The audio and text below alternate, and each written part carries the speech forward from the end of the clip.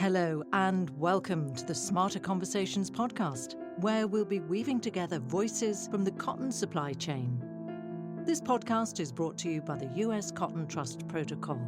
I'm your host, Kathy Smith. I'm an independent freelance journalist.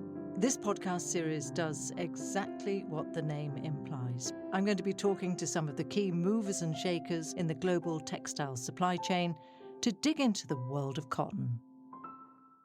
Today's is the 8th episode in our series, and we're focusing on a very precious resource to all of us, and that is water. And we will be discussing the importance of water and how measurement and tracking can encourage better use of water in cotton growing, with examples of innovative water management techniques from the field, of course. So, joining me today, first of all, Dr. Jessie Daystar, who is Vice President and Chief Sustainability Officer at Cotton Incorporated. Nice to see you, Dr. Daystar. Can I call you Jessie? That'd be just fine. Thanks. Okay. Where are you? Hey, I'm in Raleigh, North Carolina. It's a beautiful spring down here. Got lots of pollen, but it's nice to have a conversation about water here today. I like to do a bit of armchair traveling by asking everybody where they are, because I'm in Brussels in Belgium. But tell me, Cotton Incorporated, for those who don't know what it is, just in a couple of lines, tell us what you do. Yeah, it's great. So we've been around for about 40 years, and our main goal is to improve the demand and profitability of cotton through research and promotion. And sustainability is a key part of that today. We have created a full division, which I lead at Cotton Incorporated, focused solely on sustainability. That being said, sustainability has been a core part of our business since its inception, and we work a lot with the ag, environmental research, and R&D departments. Okay, well, thank you very much indeed. And also joining us, we're delighted to have with us Dr. Kris Johnson, who is the Interim Director of Agriculture for North America at the Nature Conservancy. And you're based in Minneapolis, I think, Kris. That's right, I am. Yeah, the land of 10,000 lakes in Minnesota. So water is very important to me personally, as well as, of course, to the Nature Conservancy. And the Nature Conservancy, obviously, lots of people know what it is. It's an NGO, of course, but just again, in a line for anyone who doesn't know, tell us. Sure, yeah. Well, the Nature Conservancy is actually one of the largest conservation organizations in the world. We've been around for about 70 years. We operate in every state in the U.S., and we're working in more than 70 countries around the world. And, simply put, our mission is to conserve the lands and waters on which all life depends. And so we have nearly 4,000 staff, hundreds of whom are actually scientists. And so our conservation mission is very much guided by the best available kind of leading edge scientific information related to conservation of water and a whole range of other issues. So that's in a nutshell. Just tell me then, Kris, water, why is water so very important? And just give us a little bit more insight into the work that you're doing in terms of conserving water. Well, sure. So, water, it's a little bit of a cliche, but it runs through everything, right? It's absolutely essential, of course, to human life. Cities all over the world rely on fresh water from rivers. They rely on groundwater for, drinking water, for potable water. But then, of course, there are, aquatic ecosystems that we all enjoy, that we recreate in, that we fish in, that we swim in. And we have to have those ecosystems be healthy in order to support the lives and livelihoods of people, as well as just through drinking water. And so freshwater actually is really just a tiny, tiny fraction of all the water on the planet is usable, available freshwater. And a huge portion of human use of water is actually used for agriculture, for irrigation, which, of course, has to happen, right? We have to grow the food and the fiber and everything that we all rely on. But finding better and smarter ways to use water to grow the food and the fiber that we need is just a critical strategy moving forward to kind of, steward our very, very precious limited freshwater resources more effectively. And you are actually working with the US Cotton Trust Protocol. I mean, that's why we're talking to you today. You tell us a little bit more about that. Yeah, well, so as of about a year or so ago, the Nature Conservancy, joined the board of the US Cotton Trust Protocol. And we did that because, in some initial conversations, as we learned about the protocol, as we learned about their efforts, we were really impressed with how comprehensive, how rigorous, how systematic, some of the methods and some of the approaches that they were bringing to sustainability was. And we wanted to support that. We wanted to kind of add our expertise in conservation and biodiversity and freshwater resources and, kind of help that effort be as successful and as effective as possible. We don't have any on the ground collaborations with him yet. So that's hopefully something that Jesse and I and his colleagues will be working on launching in the year to come. But right now, we're really excited to kind of be part of that overall discussion. And Jesse, I mean, cotton production as such, people often associate it with excessive use of water. So is that actually the case? Where do we stand now on water use? Yeah, so when you go try to look this up, it's no wonder that there's a lot of confusion around this. Not only is it a challenging topic to really understand, there's water use, water consumption, water footprint, a lot of different ways to measure it, but also when you go to the internet and just search certain things, there's a lot of old data or false data or data that really isn't representative of what's happening on the farm today. So it's really important that we look at this through the science and where we are, as well as where we're going. So if you take a step back and look at it at a global scale, of all the agriculture water, cotton uses about 3% of that. And that corresponds relatively similarly with the amount of agriculture land we use, which is around 3% also. But then zooming a little bit further into the United States, roughly 64% of the cotton growers in the United States don't use irrigation at all. They really rely on rainfall. And that's part of the natural water cycle that we actually incorporate into cotton. And then beyond that, 31% use some supplemental irrigation and 5% are fully irrigated. But it's important to remember that water is super helpful for the plant. When we use it, particularly in supplemental situations, it actually improves the yield. We get more cotton per acre and can actually lower the environmental impacts in other categories, such as greenhouse gas emissions. So it's really important to remember why we irrigate and why it's important. And then furthermore, in some places around the world, cotton is actually a very drought tolerant crop. In some places around the world, there isn't really any other crops that can grow there. And what that really means is when there's periods of time where you don't have water to irrigate or it isn't raining, cotton can actually handle that pretty well and create a profitable crop where other crops may not be able to. They have to have irrigation at certain times. So cotton's unique in that way and really provides an economic opportunity and keeps the farms working in areas where there may not be any other options. So it's a really important crop in those more arid environments. I find it quite surprising when you say 60% of cotton grown in the US isn't irrigated. That's a huge amount, actually.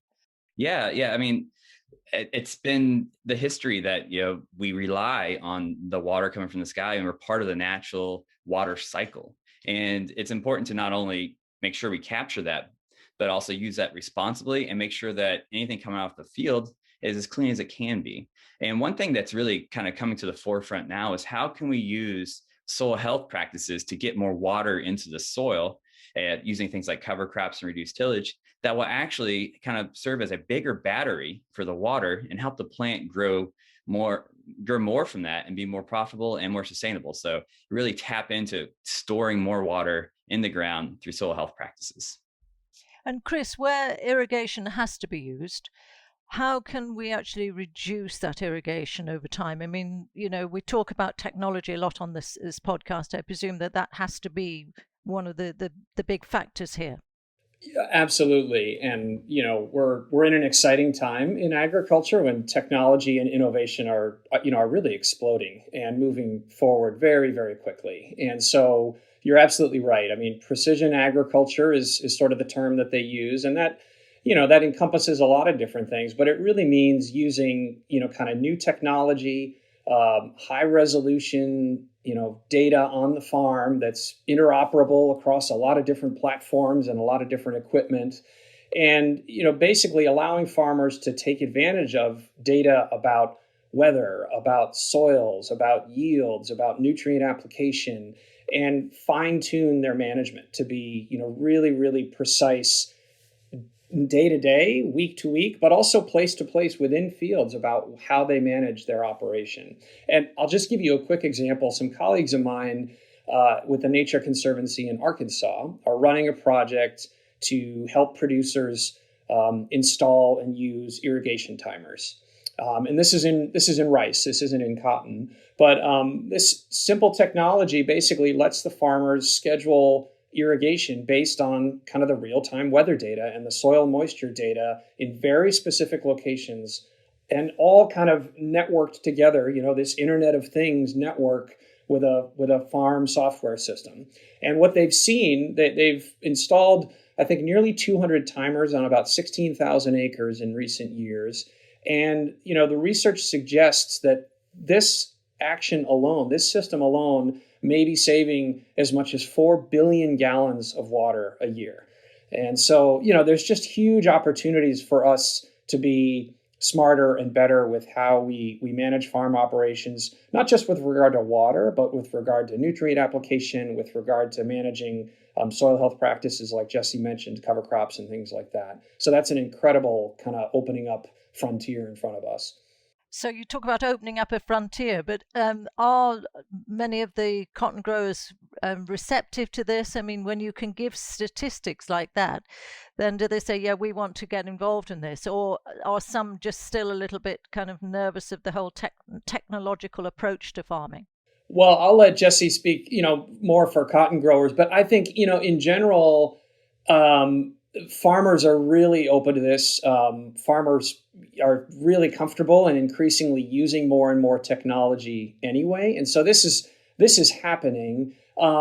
There's always a trade-off. There's a cost. I think it's hard to try new things. Farmers are making a lot of decisions and managing a lot of different equipment and capital and loans. And, so there's a lot going on. And so it's hard to introduce a new system if someone's kind of comfortable with how they've managed their farm for the last few decades. But more and more, we're seeing, I think, a lot of receptivity. In many cases, farmers are way further advanced in this than I am, for example, and are leading the way in bringing these data to use. Let me bring Jesse in on this, and you're nodding away. Tell me, what's your take on this? Because I know, for instance, the Cotton Trust Protocol has got its own goals for reduction of water. I mean, what are you seeing when you're talking to farmers or working with farmers? Yeah, so Kris made some great points there. Technology is really key to making improvements on the farm, particularly around water. And there's so many tools at growers' disposal and for them to use, but it can be overwhelming, most certainly. But we're seeing cotton growers implementing many of these tools. And these tools not only can help really improve sustainability metrics, that certainly can be a goal. But when it comes down to it in their adoption as a grower, it generally needs to also yield some kind of profitability component or some kind of improve their operations in a financial way that really gets them using tools. And it turns out there is many different types of platforms out there that take in their yield information or how much cotton they make on this part of the farm, as well as how much inputs are putting on the ground, and really make it so they can maximize their profitability and minimize their environmental footprint. Those are types of tools that are going to really be a cornerstone to our improvements into the future. That being said, it is a lot to understand. I know when I get a new iPhone, or a new piece of technology, it takes a little time to get geared up towards it, but cotton growers are certainly doing that. And that is definitely one key part of, you mentioned the U.S. Cotton Trust Protocol, improving or getting growers exposed to different technologies, ones that are certainly going to help them on their environmental footprint, but also perhaps even on their profitability. So speaking a little bit more towards the U.S. here and that perspective, over the last 35 years, U.S. cotton growers have actually improved their water use efficiency by 82%. And that's quite a lot. And that's really largely driven through improvements in irrigation technology, such as LIPA irrigation systems that are really more efficient, as well as improvement in seeds and just generally precision agriculture at large has allowed us to do this. But the U.S. cotton growers and U.S. industry has not only said, hey, we've gotten a lot better, but we also plan to continue to get better, again, through more implementation of these types of technologies. So by 2025, the industry is aiming to have an 18% improvement in water use efficiency. So continue on that journey. So this is where the U.S. Cotton Trust Protocol comes in to help. So we have these goals, and we're not just going to get there by doing nothing. So we have to, engage the grower, help them understand their operations, understand their perhaps their water use efficiency, as well as other metrics to benchmark, to understand where they can make improvements. So as part of the U.S. Cotton Trust Protocol, there is a component that allows them to analyze their field to understand their efficiencies and their greenhouse gas emissions and how much water they're using and how efficient they are. And that tool is called the Field Print Calculator from Field to Market, the Alliance for Sustainable Agriculture. And that's a really important component of the U.S. Cotton Trust Protocol because it allows the grower to actually see how efficient he or she is using that water. It allows them to compare against their neighbors, state and national averages. And, growers are very competitive. They have to be by nature to stay in business. When they see they're using more water than perhaps their neighbor, first of all, that's not being perhaps, they might be able to improve not only on the profitability, which is certainly something they want to do, but also on sustainability. So this gives them a new lens to look through, which we think is going to drive improvement and accelerate continual improvement. And that is interesting. You say about the competitiveness between growers. This is something that's come out again, I think, in other conversations we've had. And then, so when we talk about amount of water that's being used, I mean, it's not just about that, is it, Kris? Because obviously, it's also we're talking about water quality, which is really key. And I think that's a lot of the work you're doing.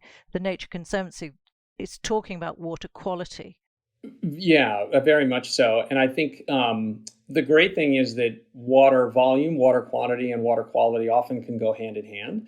And but you're right. I mean, where I live in Minnesota, and certainly in a lot of sort of the upper U.S. Midwest agriculture, corn and soy belt, water quality in a lot of these rain-fed areas that get ample rain, water quality tends to be kind of a more top of mind concern for growers and communities than water quantity does. And in particular, excess and mistimed application of nutrients. The plant can't always take up the nitrogen if it's not applied at the right time and in the right place and in the right amount. And that can lead to, nitrates lost to groundwater, to surface water, and impacts to health, as well as impacts to the ecosystem all the way down to the Gulf of Mexico. So yeah, water quality is a huge thing, but if we can implement some of these practices that Jesse mentioned, for example, cover crops and reduced tillage, conservation tillage, things like that, that can actually build soil organic matter. It can kind of build what we call soil health, which can actually improve and enhance the water holding capacity of soils, which can sort of slow the loss of that water and in some cases nutrients to adjacent surface waters, groundwaters. But it also actually makes the soil a better sponge and a better growing environment for that crop. And so if you get to a period of rain scarcity, of drought stress, those soils with more organic matter, with higher soil health, actually provide a better growing environment and more resilience for the crop.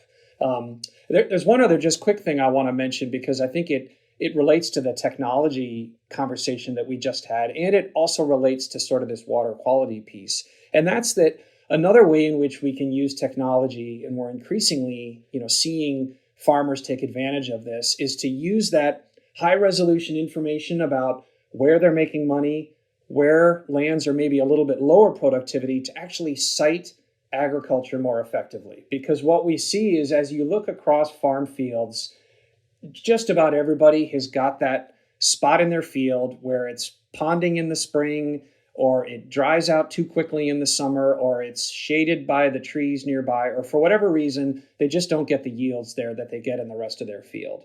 And as we can use precision information to highlight these places at the edges of the field, we can find that it's actually more profitable for the producer to take those lands out of production and to put them in some kind of conservation use, maybe a wetland or a buffer or something. That actually will help with water quality. It helps with the recharge of the water, to the groundwater, and it actually can improve the profitability on the farm because they're not investing all these inputs and labor and time plowing something and harvesting something where the yields are just not what they should be. So I think citing agriculture and using that high resolution data is really, really helpful for kind of that approach to what we call kind of precision conservation. But is that not a bit of a hard sell to talk to growers and say this land would do better to be taken out of production? It can be. It's definitely a different mentality. But I think, again, if you actually, are working with a farmer who's using data and they see that high resolution, profitability map of their farm field, and year over year there's some little red blob in the corner where they're just losing money, that stands out to them. And in many cases, those parts of the field here in the US, we have federal farm bill programs that farmers can often access to enroll lands in conservation reserve easements. And so they can actually still get, in some cases, a cost share payment. So they might actually be more profitable conserving that land, stop trying to produce there, and it has a better outcome for water and for conservation as well. And Jesse, in terms of the protocol itself, if we're talking about water quality, how can being involved with the protocol help farmers and growers to really improve water quality? Yeah, so there's certainly is numerous ways which the protocol helps bring the attention to this issue. Again, I mentioned earlier the field print calculator and that assessment of on the farm. Well, that can certainly help identify areas perhaps where you're losing a lot of soil. And back to what Kris was saying, maybe it's better to really critically look at those areas or what's driving these overall losses and do something different with the land. So circling back to that a little bit, we actually have a project from Cotton Incorporated with Pheasants and Quail Forever in Georgia, where we're actually working with producers to have that conversation of, is this area really making money or are you losing money? And as such, we actually have a person, Chaz Holt, who's working with them. Can we enroll the producer in other programs that get them some resources, perhaps to convert that to biodiverse areas that actually help with pollinators and birds and create habitats? So it really is linked to doing all these indicators. They're really all together a lot of times. That they're linked. When you improve one, you impact the other. So it's really important to think about it in that context. But zooming back over to the protocol, so the field print calculator is very critical in understanding your operations and the interventions and methods which we can improve. There's also a checklist of best practices that the U.S. Cotton Trust Protocol has, and many of those best practices are going to really improve the not only the soil and other environmental indicators, but really the water. So as we see buffer strips around the field, that can really have a good impact on improving water and filtering out any sediment or anything coming off the farm, as well as the cover crops and keeping roots in the ground and improving soil structure. Those things, always having something in the field, is going to really help keep the nutrients and keep things in place, which is really critical to improving the water quality in surrounding areas. So the U.S. Cotton Trust Protocol has these best practices, provides the grower with tools to analyze their operations. And into the future, we're exploring new opportunities where we can work with other entities and even through the U.S. Cotton Trust Protocol and Cotton Incorporated, educate around these key topics that are going to drive improvements in the environment. When you say educate, I mean, does that involve, do you think that farmers need to meet with experts, talk to experts, have people on the farm, or is that not necessary? Yeah, so that's a really good conversation to have, is how do we work with growers around these topics? Is it a PhD coming to talk to them? Maybe sometimes, but a lot of times it's grower to grower conversations that really have more impact. It means so much when a producer can say, hey, this is what I did on my farm. Here are pictures. This is why it works for me. It helped me in profitability. It helped me keep more nutrients in the soil, which is actually really good for that pocketbook. So, it means a lot more. They speak the same language and there's some trust there because their skin is in the game, mine isn't. So those grower to grower relationships and conversations are really critical to foster and bring growers together to do these types of learnings and transferring and trying new things. So we really see that as a key component as moving forward. So this is water on the farm, hugely important, but what about elsewhere in the cotton supply chain? Also very, very important. Kris, this is something I think that your organization, Nature Conservancy, is working in. What point in the production supply chain is water use most worrisome, if you like, in the world of producing cotton? Right. Well, it's a great point, and it really varies from company to company, from product to product, from production region to production region. I think cotton grown, in the U.S. and a lot of those rain-fed farms that Jesse was talking about has a really different water footprint than cotton grown in irrigated places elsewhere around the world. So what we typically do with a lot of companies, not just in the textile and cotton industry, but actually more broadly across the sort of food and agricultural sector writ large, is we work with a whole range of different companies in a lot of different supply chains who are at kind of different points along that sustainability journey. Some companies are fairly new and still need a little bit of sort of help and guidance in just sort of understanding the full spectrum of impact and implications of their supply chain. Where are those impacts the greatest? Where can they have interventions that have the greatest outcomes? And then we work with other companies who are actually pretty smart and pretty advanced. They've already invested in developing baselines of their water footprint or of their greenhouse gas emissions footprint. And what we can do then is offer some guidance on how they can undertake kind of specific practices in different points of that supply chain, from the farm field to the production facility to the transportation to the post-processing, and find kind of lots of sort of a silver buckshot approach to improving water use efficiency, greenhouse gas efficiency, greenhouse gas emissions reductions at sort of many, many different points along the supply chain to kind of overall create products that have a much lower environmental footprint. So it really varies, but I think you're totally right that, to do this well, these sectors, these supply chains, these companies, they have to take a really kind of whole system supply chain look at their product. What I'm very interested in reading about is the studies that you've been doing, Jesse, which is looking at cotton microfiber shedding, because this is something that there's been so much publicity about the microfibers when we're actually washing our clothes and the impact that this has on water quality. So what have you found out then about what happens when we wash our cotton clothes?